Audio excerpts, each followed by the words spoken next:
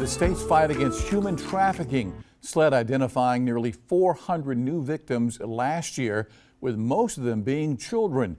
But where do those victims go? Tonight, the state announcing a plan to bring and certify treatment centers for the victims. Our Josie Frost is at the State House with the details. The state's poured millions of dollars into expanding treatment options for sex trafficking victims. Last year, the General Assembly gave $6.5 million to build new live-in treatment centers for these victims.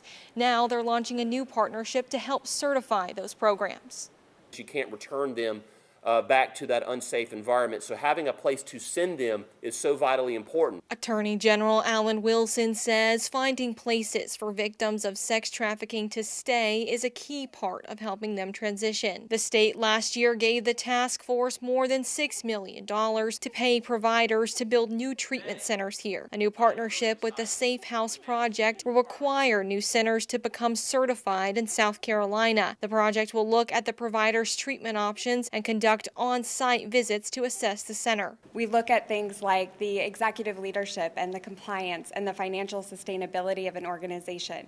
Because for somebody whose life has, they've experienced so much harm and so much trauma, it's really critical that they feel like they are in a stable environment where they can truly heal from the complex horrors that they've experienced. But with the allocation to fund the new centers and the Safe House partnership to certify them, can they actually find the professionals to open these new centers? Right now, South Carolina only has 15 beds for minor victims of sex trafficking in residential treatment centers, while more than 300 victims were identified by SLED last year. So you have hundreds of potential victims of human trafficking. Many have been trafficked not only in their communities, but maybe within their families or people adjacent to their families who know their families. The task force began accepting bids to build new centers in January, and he says they've gotten 14 providers who are interested. He says the vetting process is important. The last thing we want to do is have fly-by-the-night organizations that might be well-intentioned, but just setting up hotlines or halfway houses or treatment facilities, and they haven't been trained, they haven't been vetted, you don't even know what the quality of the services they're providing are. You might even have people under the guise of a 501c3 providing services who truly mean to harm people.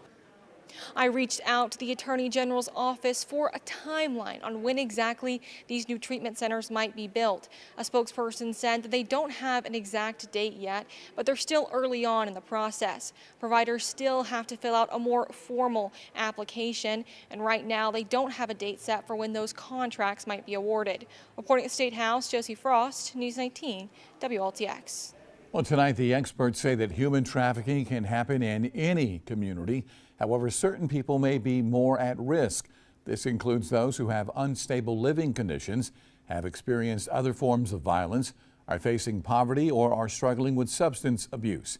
If you believe you or someone you know is being trafficked, you can call the national hotline.